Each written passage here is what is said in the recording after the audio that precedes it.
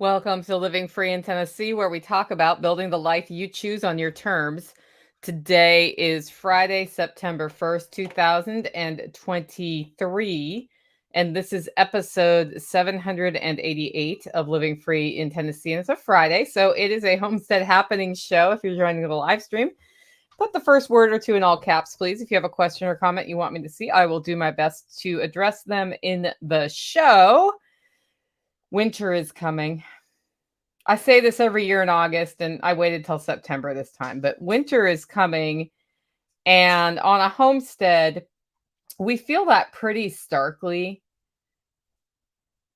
And when you've been homesteading for a while, you start feeling winter is coming in the summer. And it seems weird to be like 100 degrees outside and worried about winter.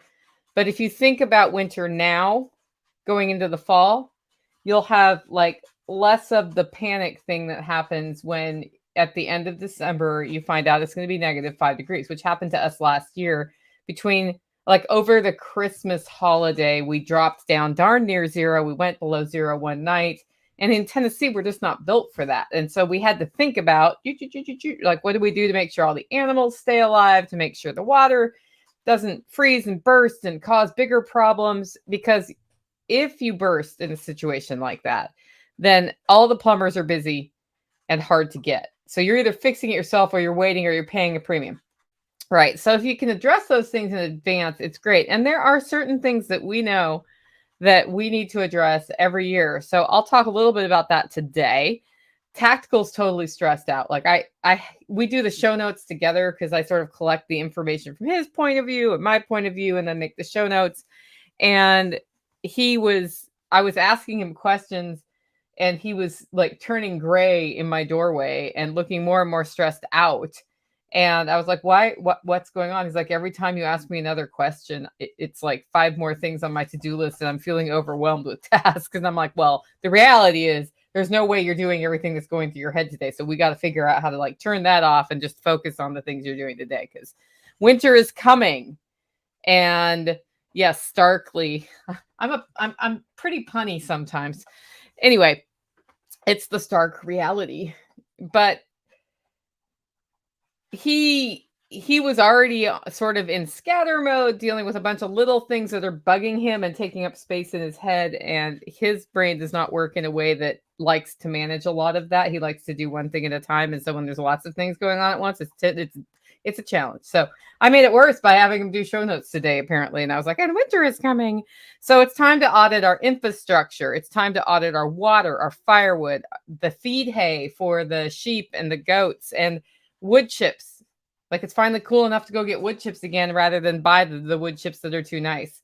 And that's an issue here. Like, we have wood chip mecca, we call it. There's an arborist who just dumps his wood chips from trimming trees in this big several acre large area, but you got to go hand dig them. And so when it's 100 degrees outside, not actually anybody's favorite thing, but those wood chips are more like forest mishmash wood chips, versus if I buy wood chips from the local sawmill, I get cedar chips, which are very nice. I have them in front of my house under Taj Mahal right now. But they're not really what I want to use in the garden. Like, I put them on the paths between my rows in the garden, but I have used them for mulch before, and they just don't break down very quickly because they're cedar and they're built to last. And yeah, I'm just not my favorite thing for that application. Now, around my flowers and shrubs up on the hillside garden, they work great. And I have a big project of thinning out strawberries this year. And then that means I'll transplant them other places. Like, the strawberries really did a great job on hillside garden, taking over everything, which was their intended use. But I think for my swale, like my micro swales on the food forest, I want to get a good layer of cedar chips, not those other chips on there, over a layer of biochar.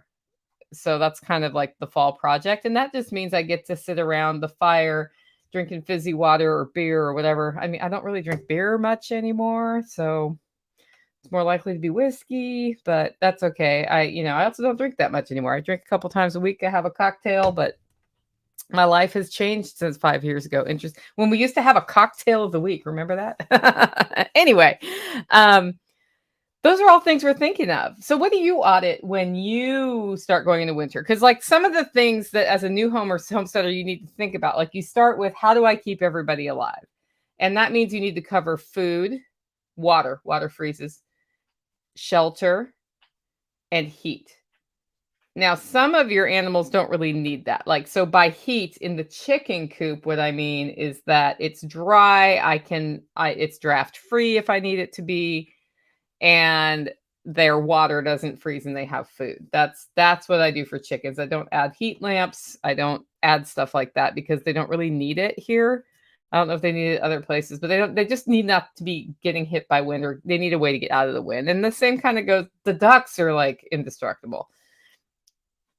Ducks, I think about, again, food, water that isn't frozen. And for them, they have access to a pond that's fed by a spring, and that pond does not freeze. Um, Keeping warm. What happens when we get below about 10 degrees is the ducks go to the pond where the water is coming out at 55 degrees from the spring, and they just sit there. And then you go online and everybody talks about their ducks getting frozen in the pond and dying, and you freak out about it the first year. And then you realize your pond doesn't freeze and that they're actually staying warm by putting their little feet in the 55-degree thing because it's super cold outside. But then I also make sure they have dry, deep litter in their coop. Do it with the sheep. Sheep need to be out of the ice and snow. Like some people just leave them out and whatever happens, happens. I like to give them access to a way to stay dry.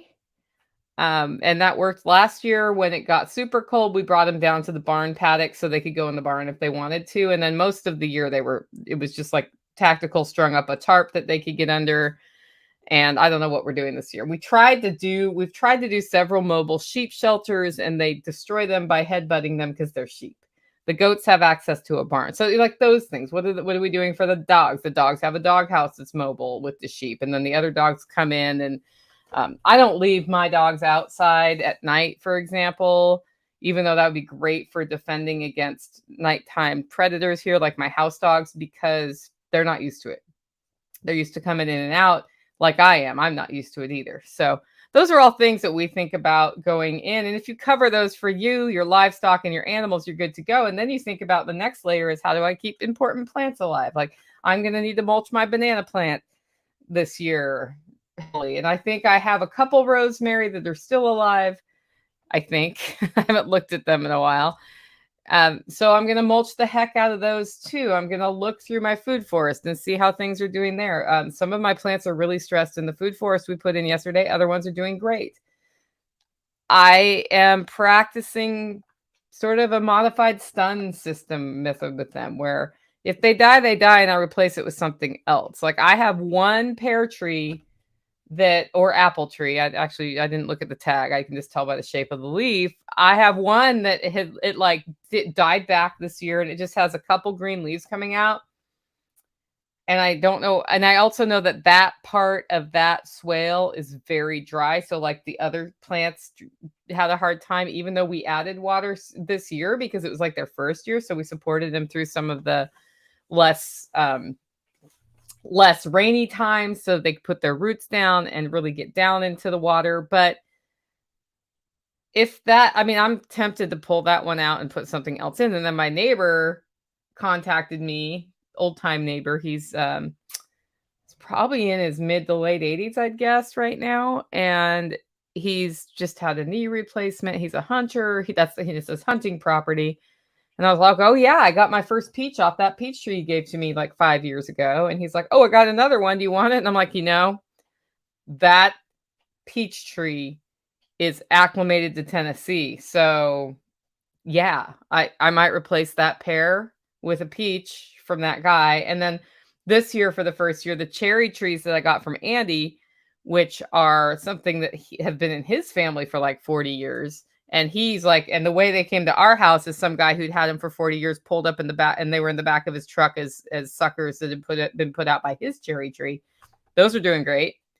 And they came in December, I think it was, and we just put them all in the ground. It might have been November, and put them in the ground that day because they were dormant. The ground was ready, and I'll finally have cherry trees, which I want. Of course, people are like, oh, you might kill your sheep that way. I'm going to be cognizant of where we graze the sheep at the time of year when the leaves are falling off.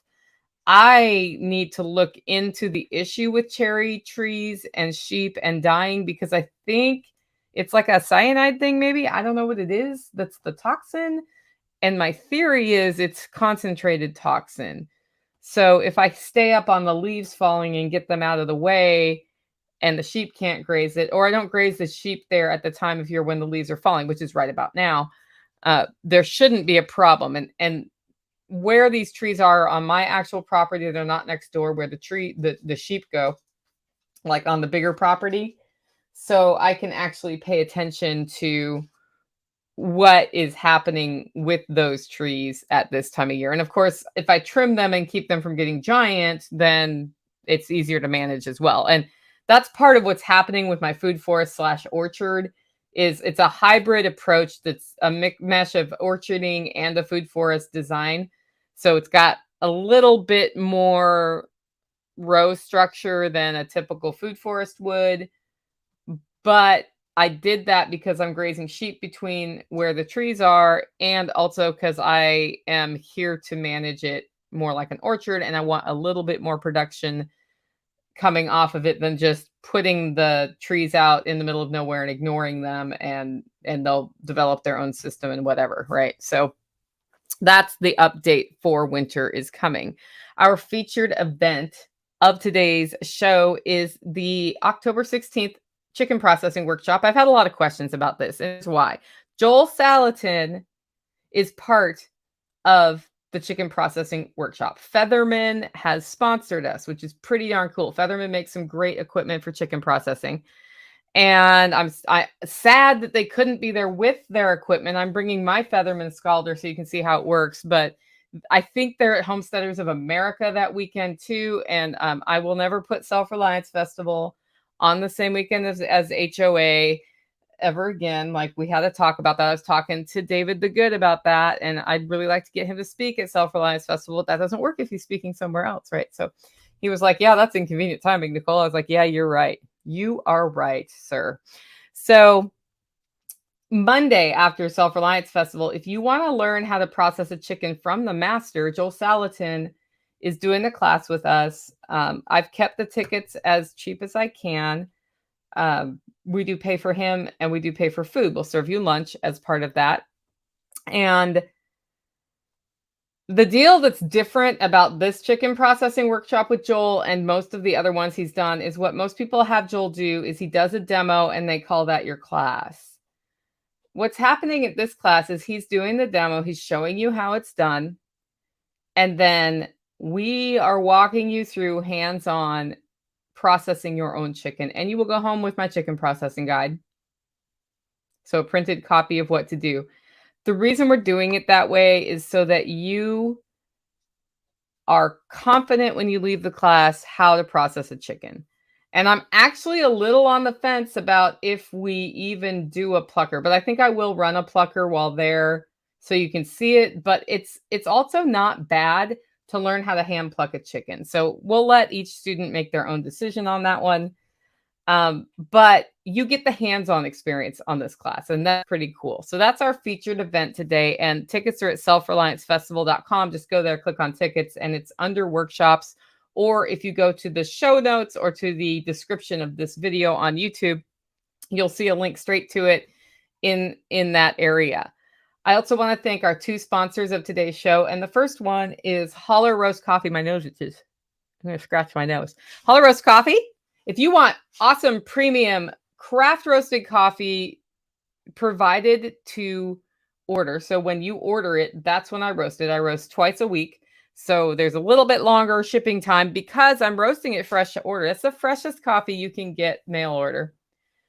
Go to hollerroast.com and check it out. I source premium beans. They are organic farms or organic. They're organic certified or organic practices. That's what we screen for. I'm actually putting in an order later today. I better get it in for 12 bags, 1,250-pound bags of coffee going into the fall because the latest crops are out. It's a regional thing. So it's like the latest crops happen a couple times a year, depending which hemisphere you're getting them from and which part of the world. So anyway, I'm going to be putting that order in today. and I'm kind of excited about some of the new varieties. So if you keep your eye on hollowroast.com, you'll see new varieties coming out. I also talked to my web developer friend yesterday, and we're going to update the site to be a little bit more mobile friendly because most of y'all are ordering your coffee with your phones. Anyway, they're also the sponsor of today's show. Our second sponsor of today's show is EMP Shield. What if you could have the peace of mind that when lightning strikes, your appliances don't get blown up? You can, and it's not very expensive. EMPshield.com has a various supply of different surge protecting devices that are designed to also help protect against damage done by an EMP attack.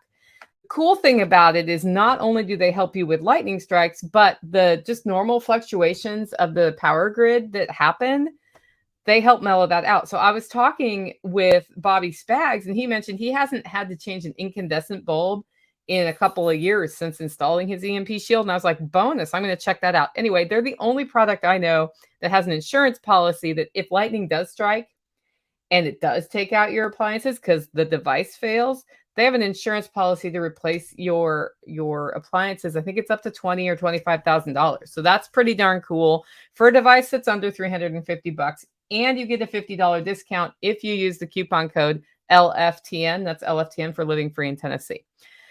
Finally, if you want to send me a Stump the Sauce item or comments or feedback or answer what you're doing to winterize your homestead, send me an email, Nicole@livingfreeintennessee.com. That's NICOLE at livingfreeintennessee.com. With that, it's time for our first segment of today's show. Forage and Green Country Agroforest, who says, I need to get David out here. He promised to help me with building a new greenhouse, but I think he just wants the excuse to hang out and sip spiced rum. You know, you got to do what you got to do, right? Anyway, the forage I'm seeing, it's time to shake the pawpaw tree. So earlier this year, I did not see any pawpaws, and then like gift happened, and there are fewer pawpaws than usual, but some pawpaws on our wild pawpaw trees. And the only way we grow pawpaws around here is wild. So my friend Andy said they were ripe a week ago at his place near, I think he's south of me. I'm not going to say where he is. And I thought, well, usually ours aren't ready till the second week of September, but I'm going to go give that tree a shake. Because what you want with pawpaws is that when you shake the tree, you don't have to shake it hard, they fall. And then you pick them up, and then you get them before the deer or the coyotes get them, and they're ripe enough. And pawpaws work like persimmons work. If you eat a pawpaw that's not ripe, it tastes terrible. It's very astringent. It makes your mouth into the pucker shape. That's what it does. So I want them to be free falling. And I told Tactical, like, we got to build time in today, even though I'm leaving town this weekend for a shake of the pawpaw tree, because what happens is I usually get 3 to 5 pawpaws. I usually don't get that many. I don't preserve them. I throw them in the fridge. They last about a week or two in the fridge, and I'll eat one a day or every other day. And that's sort of like eating fruit seasonally. They taste like a combination between bananas and pears, and they're very good. They have big seeds, and I keep saving the seeds every year, and I keep not planting the seeds. Maybe this year is the year that I plant the seeds. The watercress is actually really nice for harvesting right now, and it's growing in our creek. Mullein seeds are seeding, and I did a video that'll come out next week just about what mullein looks like and what it is. And I use a plant that I have up near Taj Mahal that has the leaves, it has seeds, and it has flowers all at one time, so that you can see what the plant looks like.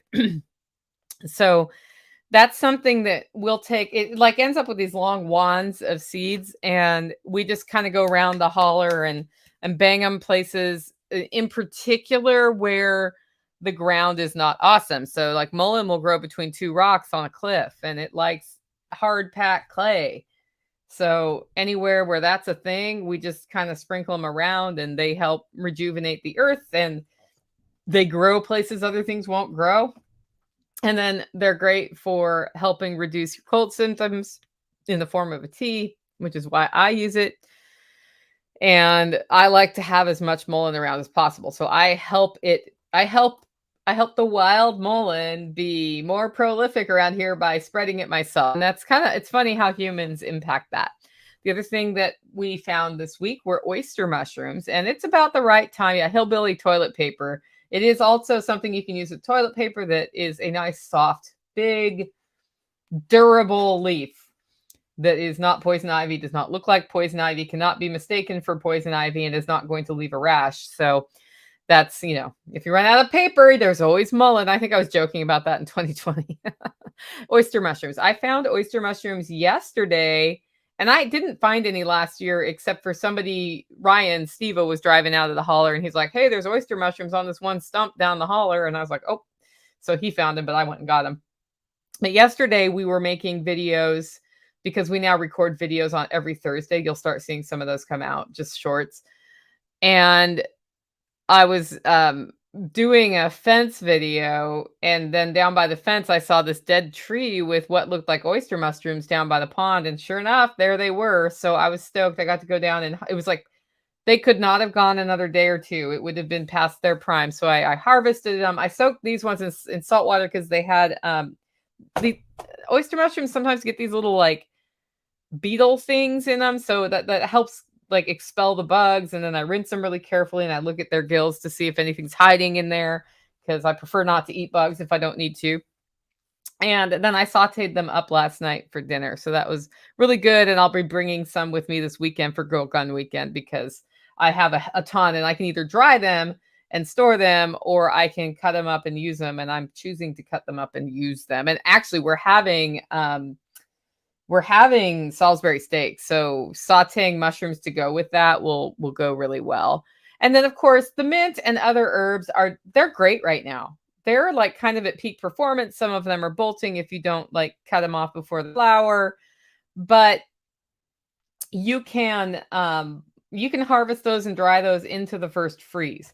So I'm really thinking about doing another chocolate mint harvest, and also what I call creek mint. It's just the wild mint that grows here, because as I have reduced the number of days a week I have a cocktail, I have increased the number of weeks, particularly in the winter, that I have tea. And my favorite flavor of tea is mint and chocolate mint and peppermint. Like, I really like those flavors. Like, I'll mix it with chamomile, or I'll mix it with blackberry or raspberry leaves. I have a stellar blackberry, like a thornless blackberry is growing up in my outdoor shower right now. And Tactical eradicated that last year. Well, this year I've started training it up inside the actual shower, because I'm like, I don't mind having a blackberry in here as long as people understand that's not poison ivy, because some people think that's poison ivy. It's a blackberry. But I can go out there, pick off those leaves and dry them, and then I'll have that blackberry flavor. Bergamot, which is bee balm, that is also something I harvested this year. I only got the flowers this year. I didn't get leaves, but I have a whole quart jar of leaves from last year. And usually I don't let them go 2 years, but it'll be fine. I didn't get around to harvesting them in time. And then they got old and woody and weird. And I was just like, I'll just let y'all do what y'all do.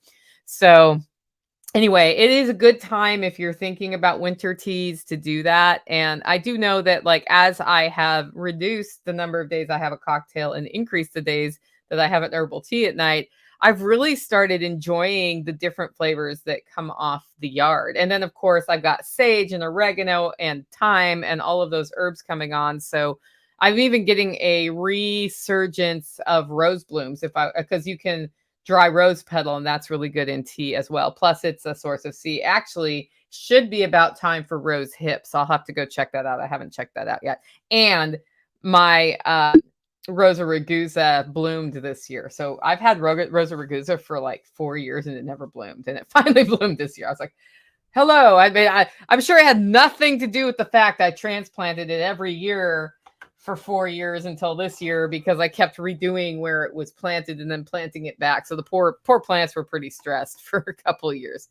Next up, we'll talk about livestock. This is where I talk about what we're doing with the critters on the homestead. And this morning I was in the bathtub, and we have sort of like an app we use on our phone called Zello that works like a CB radio, or like, the Nextel phones from the 90s when you could like beep people and talk to them. Well, that went off, and I heard from across the room, hey, can you come down to the baby ducks? And I was like, I queued up and I was like, I can, but I got to get dressed first because I was in the bathtub. And then I dried off and got dressed, and I was about halfway dressed when a transmission came through and said, well, it's not an emergency. I just want you to look at one of their legs. And I was like, okay.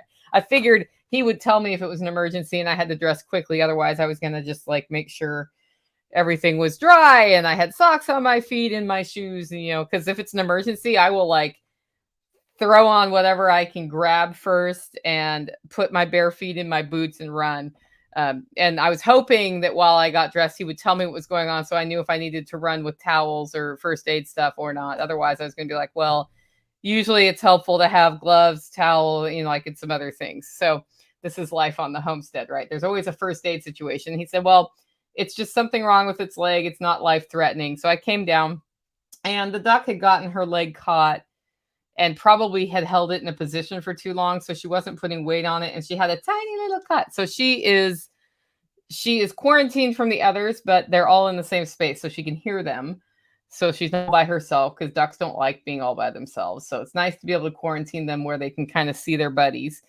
And we'll see how she does. They are almost 3 weeks old now. And the same ducks are being let out because I have a 10-foot by 10-foot chicken tractor that they're in right now with a brooding lamp if they get cold at night. And it is getting colder at night here. Like when it was 100 degrees, they did not need the brooding lamp.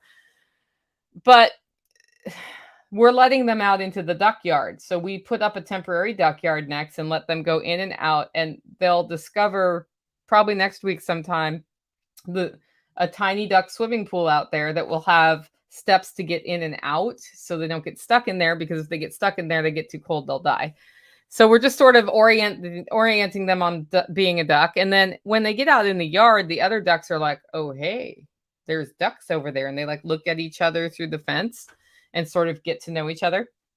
And then probably in another 2 weeks, maybe less, we'll see. We'll play it by ear.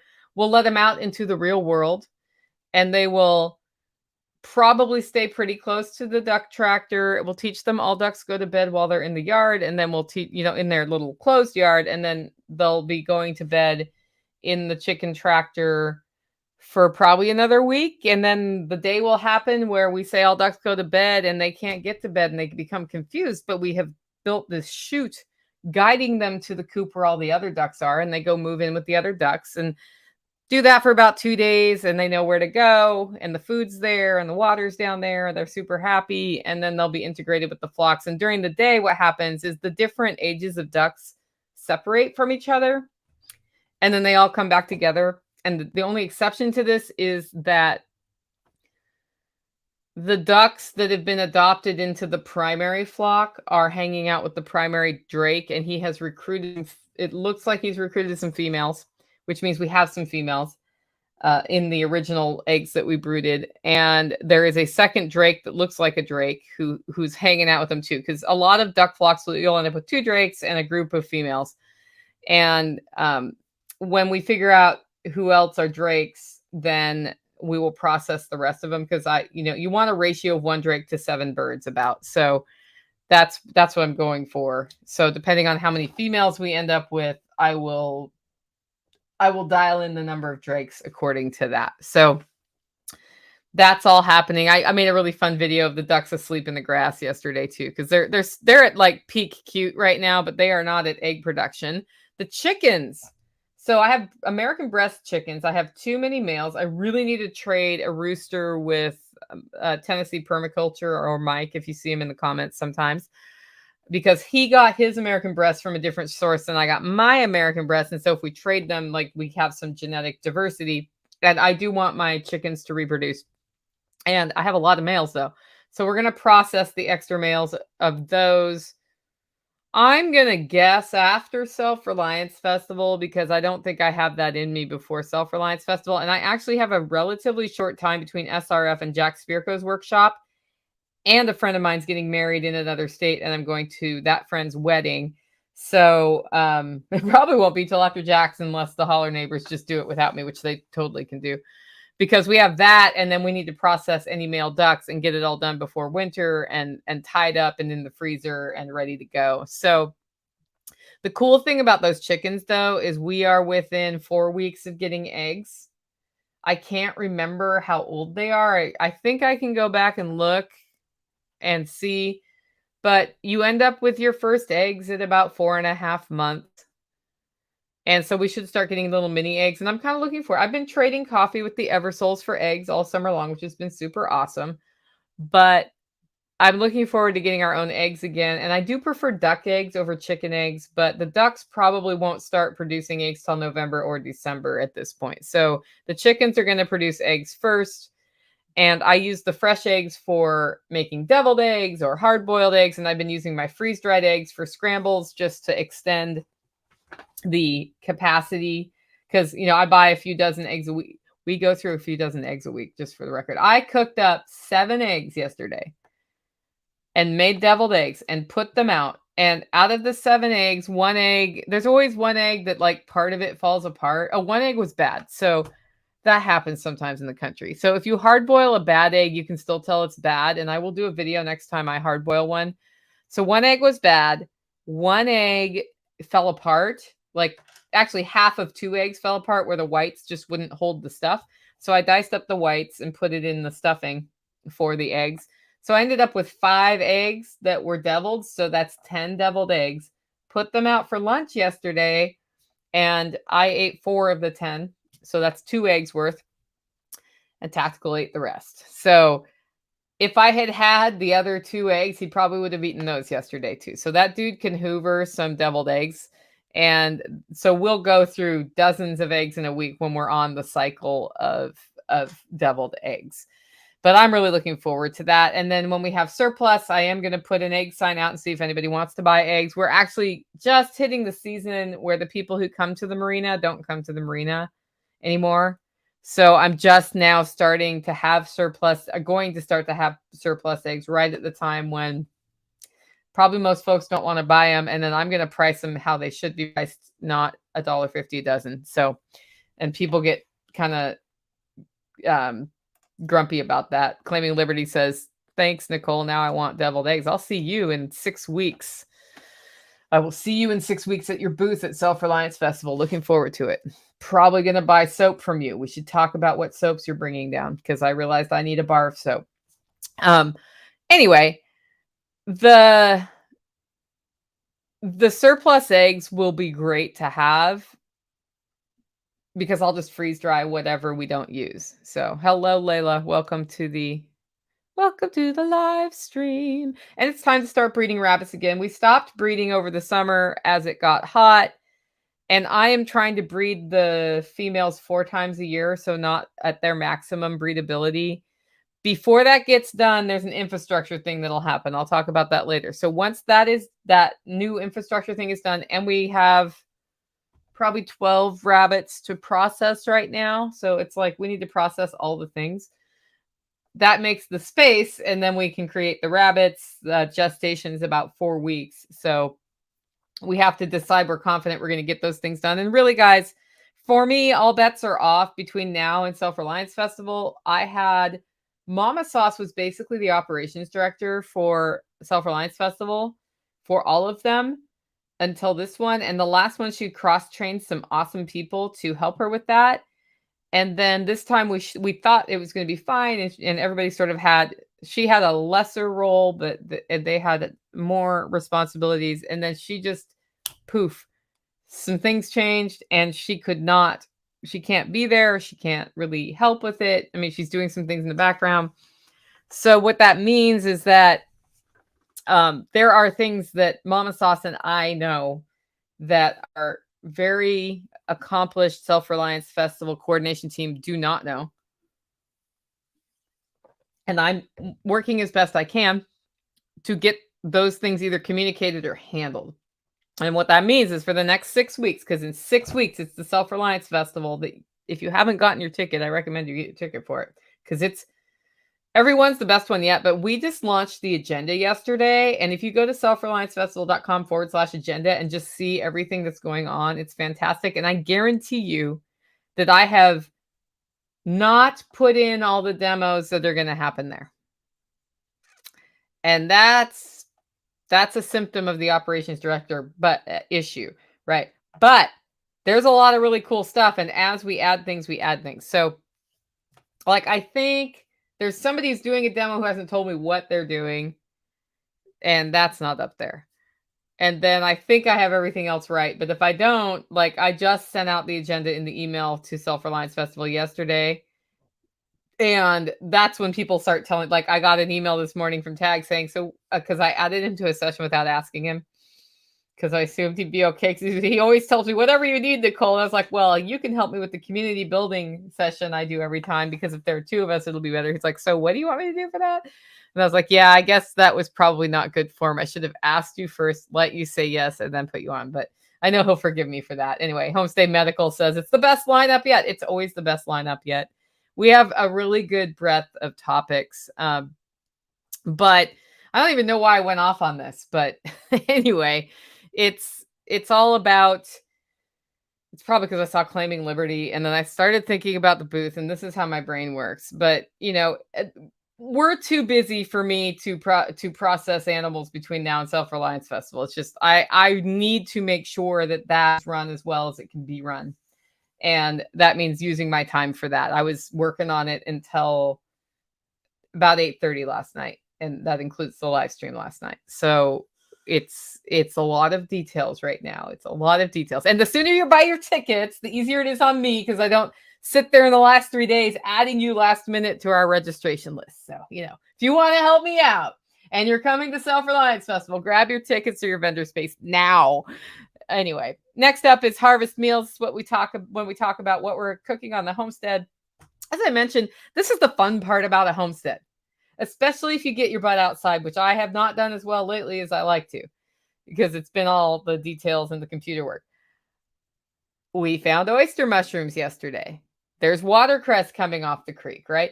So you go out and you're like, oh, I found, chicken of the woods mushrooms, or I found morels, or I found oyster mushrooms. And you harvest them and you bring them back inside the house and you process them.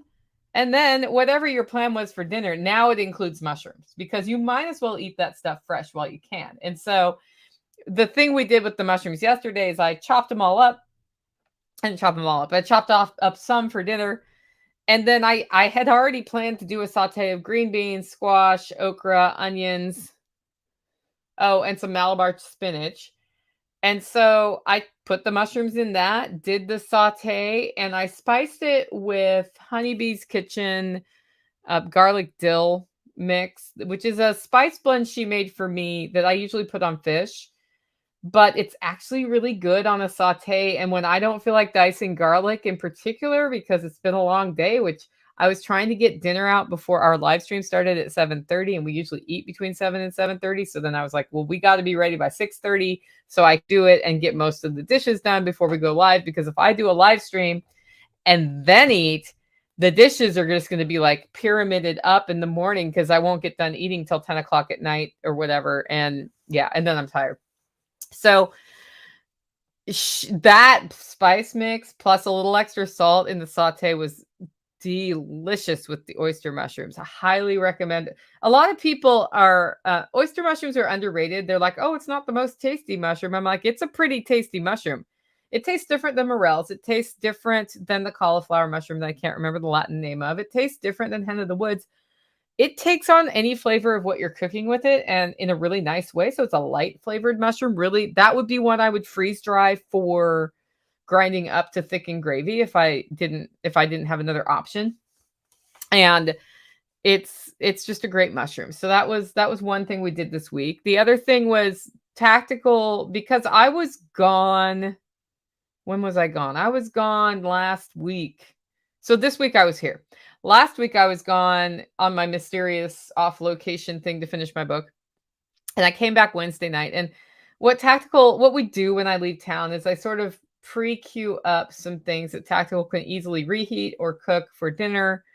And I had queued up a lamb stew for him that when he made it, he said, it was it was too much broth. And I was like, yeah, because you were supposed to put all the green beans in the fridge in it. And he put in like a couple handfuls of green beans. And he was like, oh, well, what I did was I made the stew, had it that night, and then I had all the extra venison roast you left, and I put that in, and then I put some stuff from the garden in, and I made a holler stew. So Tactical made the holler stew. I came home from being out of town on Wednesday. I flew in, and all I did when I flew in, I had no commitment of getting anything done besides like unpacking going to bed early because when I fly, I get really tired, and making sure Homestead stuff was as up to date as it could be. So I went to the garden and I harvested deeply, and then you end up with this pile of food on your counter that you need to deal with. That if you leave it there, you'll get fruit flies. Ask me how I know. I left tomatoes out this week. That was a terrible idea. I got up this morning and there was like I had harvested yesterday, and there was a tomato. There were like 3 or 4 tomatoes. They were like just ripe, but they weren't like overripe. And I didn't notice that one of them had a bite out of it from a caterpillar. And I went over there and the fruit flies just went poof. And I was like, dang it. So I processed that all this morning before this live stream so that everything's either in the fridge, put away, or whatever. I have nothing, not even onions out at room temperature right now because I got fruit flies while I was out of town. And I think there were some before I went out of town from produce sitting on my counter waiting till the next day, which usually you can do if you kind of get it through. But once you get them, what you need to do is consecutive days, nothing for them to eat, and they go away. And then I put traps out. Whew.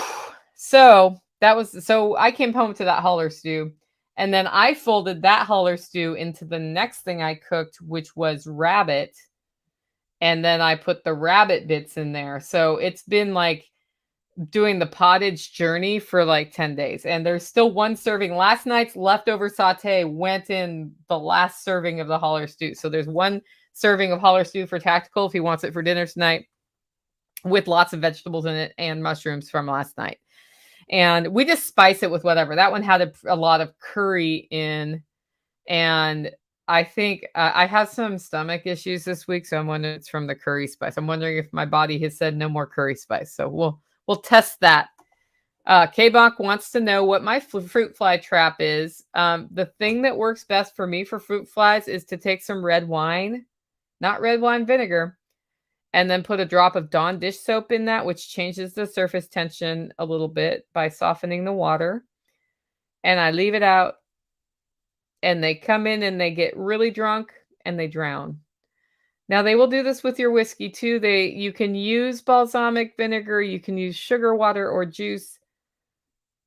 The wine works best for me. So that's the trap I use. And then Jack Spirko actually has these fly traps that just go in the corner of your window. The flies are flying to the light if your lights are off, and they end up going down in there. And then once some flies are in there, the other flies are attracted to them. So there's not a chemical that they get stuck to the thing and die. And I've noticed that those work on black soldier flies, fruit flies, and flies. So I have those as well right now because we had a lot of just the normal black flies this year. And everybody I talked to in our homesteading community had a black fly issue like outside, and they were coming inside. So I have some of those I've been changing out on rotation, and I really like those, but they have not solved the whole problem.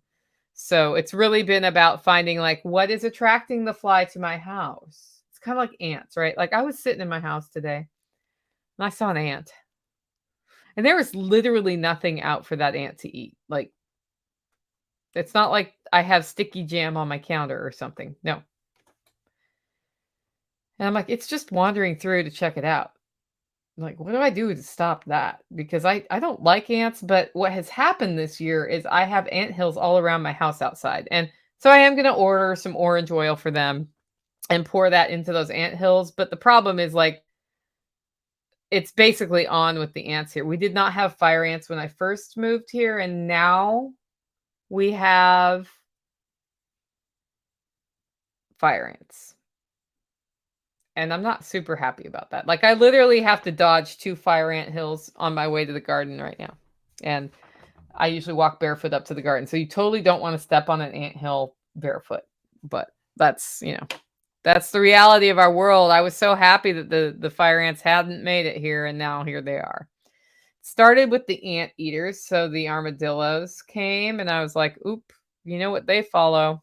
They eat the fire ants. The next thing I knew, I saw my first anthill over at base camp, and now we have them here. And Tactical found one by lifting up some lumber and getting the crap stung out of him. So that was a rant that day. Then the last thing about just harvest meals, as you know, I've been going through my freezer of things I need to use up. and pulling out whatever I pull out. And last week I mistakenly thought a turkey was, well, something was turkey and it turned out to be rabbit. So this week I pulled out something that was labeled as a pork loin, but it was not the right shape to be a pork tenderloin, right? Like they're a tube. And it said pork tenderloin something on it, which when we processed the pigs, we processed 4 big pigs in one weekend. And I can tell you that we started on Saturday, and by 10 o'clock Sunday night, I was pretty tired. And I'm pretty sure that's about when that got labeled. It was not a tenderloin. There were bones. I don't know what I cooked. I treated it like a tenderloin. I didn't notice there were bones in it when I did it. I baked it, and last night I pulled it out and I cut it up, and there were like maybe all told 6 ounces of meat on this whole thing. So not very much meat. Definitely not enough to feed a redneck. And I was like, well, good thing I have leftover meat in the fridge. And I brought out the leftover meat and I was like, you get 3 pieces of meat and I get 2 pieces of meat from here. And then you can have extra from there. And then there's the saute. It was delicious. I did a dry rub of curry and salt, like just an Indian curry spice package I have, which, as I said, I might not be able to have that anymore. And I just baked it in the oven at 350 and it turned out great.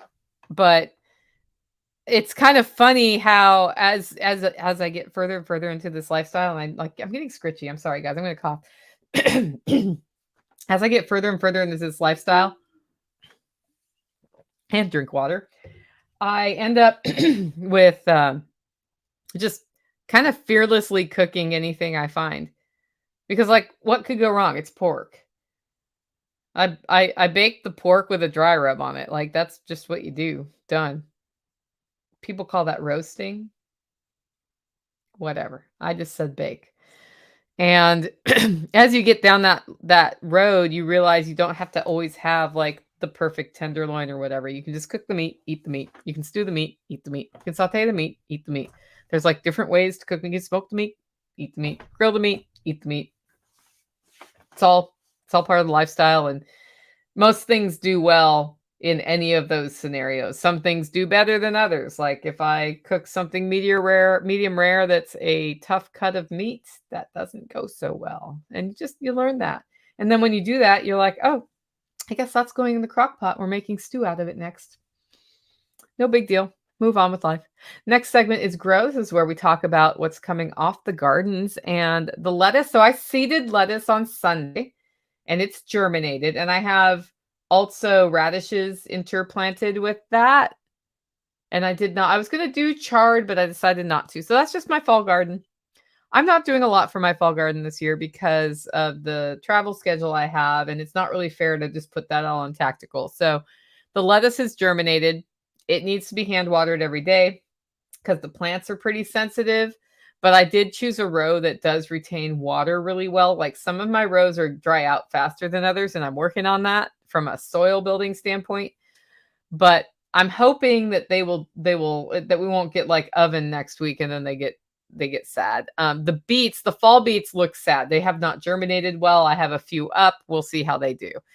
And then I'm still getting green beans off the garden. They have actually slowed down and they're getting attacked by a pest, and I haven't figured out what that pest is or if I'm going to do anything about it. Like kind of at this time of year, stuff slows down on the colder nights.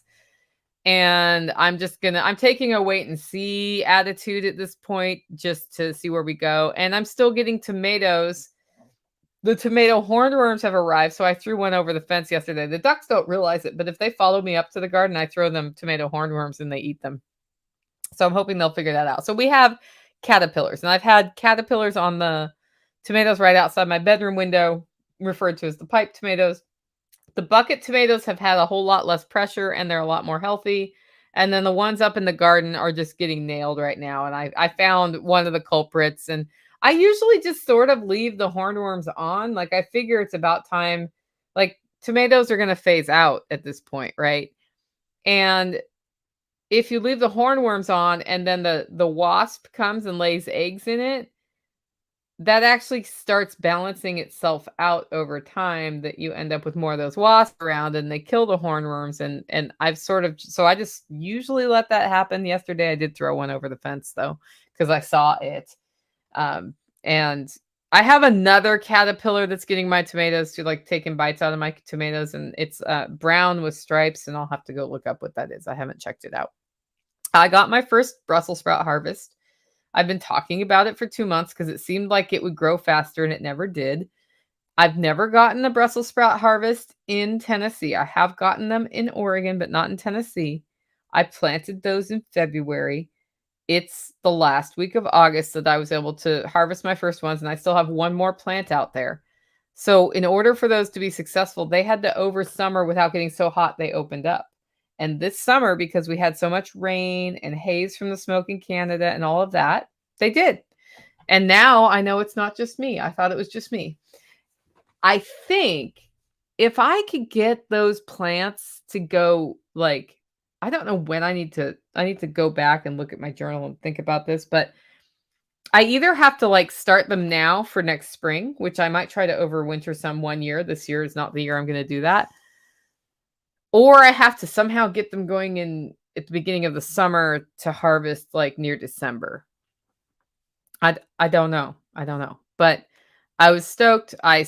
Those served us for 2 meals. Amazingly didn't get as many as I thought I would from the plants, but I like the spikes are almost as tall as I am with all the little Brussels sprouts on them. They're not as big as store ones. And then they have been getting some pressure, some pest pressure. So I peeled off all the outer leaves that had been chewed on before I cooked them. That took a little bit of time, but made a video about that too that I don't remember. I think I put it up this week, so you can see what I did for that. It is time to start prepping the garlic patch, and I need to choose where that will be. It'll probably be in one of the bean rows. It actually might be down where, I think I probably should put it down where the Brussels sprouts and the broccoli were, because that one, like once you do garlic, it kind of breaks up the ground nicely, and that one could use that. The peppers this year have been slow. I don't know. Has anybody else in Tennessee had slow peppers? Like, I think it's maybe because it's not hot, but it might be us. I don't know.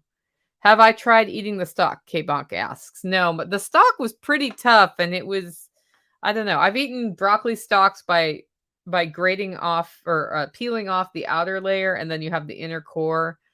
And as long as it's not woody, you can steam that up and eat it. And I would totally try Brussels sprout stalk if I was starving, but I wasn't. And then really I'm just planning to maintain that lettuce patch as well as I can and hope that I get lettuce into November. Depends on how it does with the frost. I might put some row cover out, and then it's going to be like, I always talk about getting my indoor lettuce growing system up and running in December. And we all know I'll be roasting my butt off for Christmas orders for Hollow Roast Coffee. So I don't usually actually get that started until that week between Christmas and New Year's. Although this year, I don't know if I'll be home. So at some point I have a trip I really need to take before the end of the year. And I'm trying to figure out how that looks and where I can fit that in. Next segment is Holler Neighbors / community. We were sent a new game called World Without Rule of Law. And you can get it on Amazon right now if you want to check it out. It's a card game where you discuss scenarios, like what would you hypothetically do in the situation? And you're kind of deciding between, are you a nice person, or are you going to keep your family alive or yourself alive? Or are you taking this risk to help the greater good or not? And so Saturday night we played that game, and then we played Yahtzee. So we just sort of checked that out. And it was a fun night. I'm trying to remember if we ate food. Well, we had a Holler Neighbor dinner on Sunday because we were supposed to have a barbecue at a friend's house, but that got canceled because it was 40,000 degrees. So then the meat that the Eversoles were going to bring to that is what we had for dinner, and then we all brought sides. So we also had a Holler Neighbor dinner, and that was really fun. Nighthawk has been staining a little bit at a time under Taj Mahal up high where I don't want to be on ladders. So that's all been awesome. And then of course I've been trading coffee for eggs. So I've been getting eggs from the Eversoles because their chickens are putting out and my ducks are not putting out. Next segment is infrastructure. This is where we talk about what we're building on the homestead. This is not on the homestead, but next week I'm going to be in Nashville working on a rental property I own there with another friend who is flying into town to help me work on it. Our renter is leaving. Theoretically, our renter is gone as of the end of August. And I needed to pull the drywall out of the ceiling and replace it because it's falling down. It's like London Bridge, right?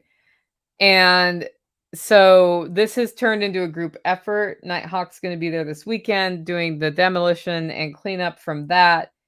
And then the person who owns the property with me and I are going out there to hang the drywall. And then Tactical's going to do the mud, except for that I'm reaching out to somebody else to see if they have time to do the mud, who I was just referred a couple days ago to. I don't know if they can do it on my timeline, and the timeline matters on this one because Kurt's in town. Kurt, the person who owns it with me, he's in town for a limited time. And once we get the mud back up, then he and I can do a deeper cleaning, other little repairs that just happen, and painting, because obviously once you fix the ceiling, you have to paint the ceiling. And then we'll look and see if there's any touch-up paint we need to do before listing that for rent. Also, Tactical has lumber out in front of my house that's been there for a week. And I asked him what it was, and he said he's redoing the rabbit hutch. And I think he's redoing it to make it easier to manage collecting their waste and to keep their waste drier.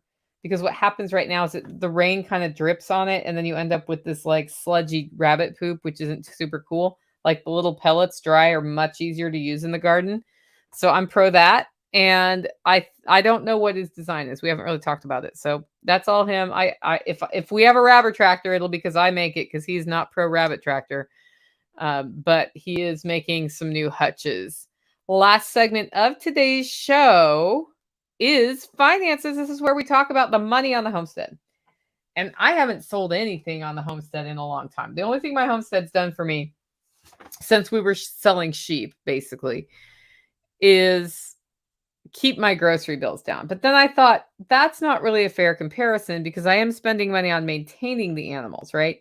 So the animals and the plants that feed us. So I said starting September 1st, we were going to start a more in-depth tracking system for that, so I can sort of compare what the money is. Because the way I have the finances right now is they all go into one business, and I can sort of see big picture if we're making money or losing money. But like, I have multiple streams of revenue that are beyond just what's being produced on the homestead. And if you're wondering what's in my hand, it's a banjo pick that was on my desk, apparently, because I play with things with my hands. So I actually started the spreadsheet for that this week because we did a feed run for fall feed for animals. And I thought, well, it's only fair to start with this feed bill. And then I have instituted a new policy where whenever we run errands, when we get back, part of getting home and unloading and putting things away is sitting down and entering that information in the spreadsheet, unless you absolutely cannot, in which case we have to have the meeting that day. Unless I'm out of town, and then I don't know what we're going to do. But also do immediate reimbursements if you paid for something out of pocket. Because what happens is you're out and about, you don't have the business card or whatever. And I don't have a farm dedicated business card, and I should get one. And I think that's going to happen. But so you'll pay for something with cash, and then you need to fill out a reimbursement form and put it in. And then you don't get around to doing that because you're Nicole Sauce and you hate doing stuff like that. And then the end of the year comes and you never got reimbursed. And then you don't really have a good view of what things are really costing, because you're like, well, I'm not getting reimbursed for that now, so whatever. So that system has started. I'm going to build also a rack for some clipboards to track receipts for the times when I'm out of town and can't do this. And I have a dedicated label printing computer for Hollow Roast Coffee, where it will also be dedicated to having this spreadsheet on it, so Tactical can pop it up and enter information in it when I'm not here, because he's totally able to do that. Just so we have a better idea. So I'll start sharing results with that for y'all as we move into the fall. I feel like the soonest I can do that's about a month from now, when we get through September and really have an idea of what we've spent, and then I can sort of compare that to what a grocery bill would be. And I think that might be information that's interesting. Anyway, that's it for today's show. Thank you so much for joining me for the Homestead happenings. It was fun to see all y'all's comments as we went through on the live stream. It's nice to know who's out there, because I'm like, I see people are listening, but I don't know who they are. So thanks for interacting with me today. Guys, if you like the show and want to support the work I'm doing here, you can do it in a couple ways. One, get your self-reliance tickets now so that I don't have to be like completely panicked entering information the week of Self-Reliance Festival. And two, consider getting your coffee at Hollow Roast. Just go over to hollowroast.com to find out more. With that, guys, go out. Make it a great week.